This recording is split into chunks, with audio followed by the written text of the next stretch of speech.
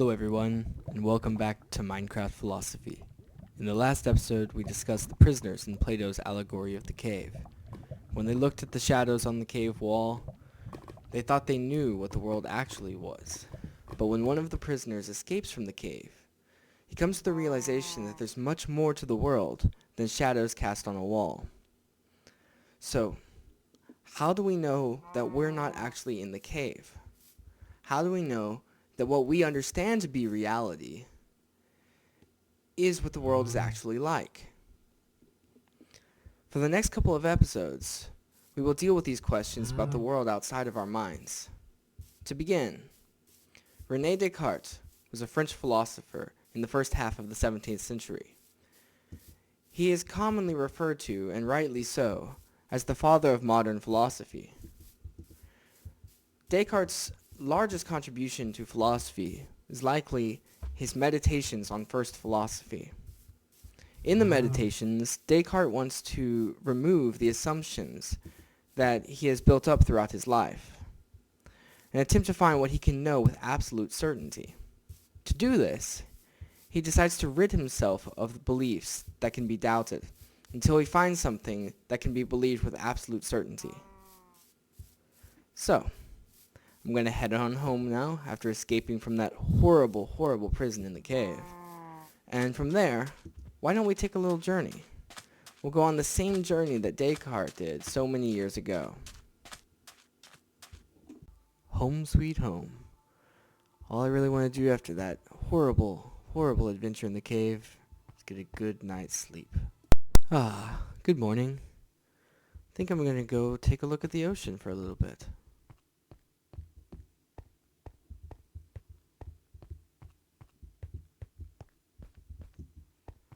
What a beautiful view.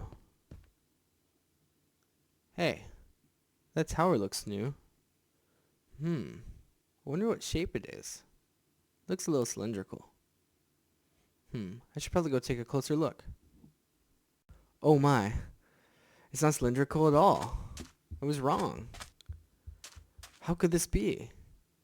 Oh, I bet that the problem was the distance. My eyes aren't very good at long distances after all. Oh, wait a minute. What was that? Is that a creeper by my house? Oh no, I gotta hurry back.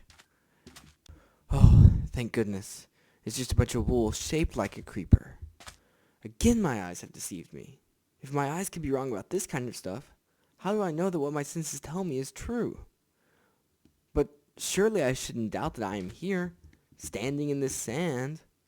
Only a lunatic would think otherwise. What happened? Where am I? Did I just wake up? Was I dreaming? What about the tower and that wool that looked like a creeper? Were they real? They seemed real. Well, that was quite the realistic dream. At least now I know I'm awake, and that this is the real world.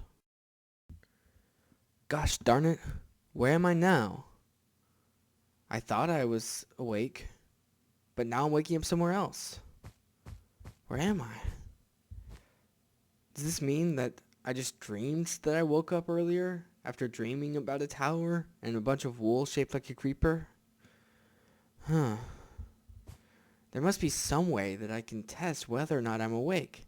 That way I will know when I'm seeing reality and when I'm dreaming. Oh, I've got it. Let's just try this. Oh, I felt the pain. Must mean I'm awake. Now I'm in hell. When is this torture going to end? It seems I have no way of telling when I'm awake and when I'm asleep. No matter what method I come up with, it's possible that I'm only dreaming that I have come up with a solution. I can't take this anymore. I'll just end it here.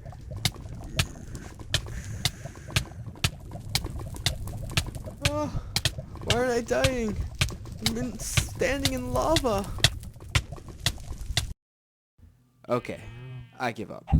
I admit there are some things I do not know about the world, but there must be something I can be certain of. For instance, arithmetic or geometry. Even if I'm dreaming, 1 plus 1 must equal 2. And the angles in a triangle will always equal 180. At least that thought makes me feel a little better. Ooh, look at the cute chickens.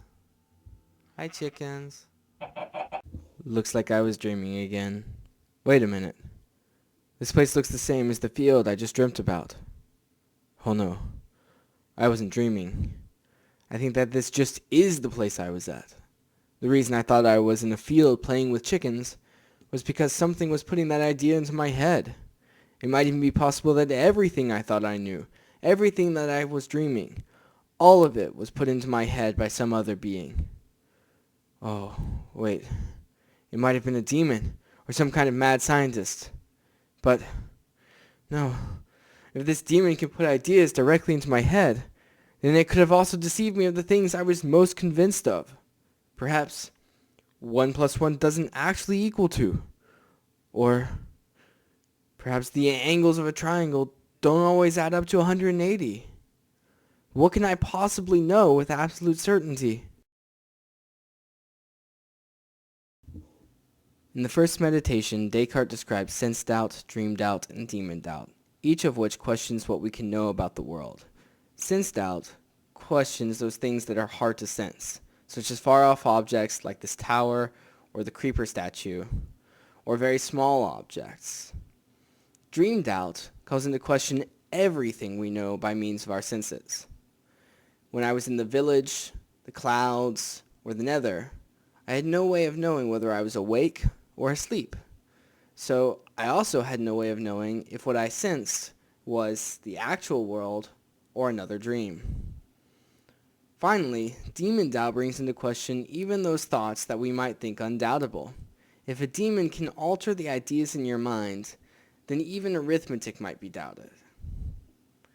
Some of you might recognize demon doubt from the Matrix, where instead of demons, it was intelligent machines that were deceiving mankind.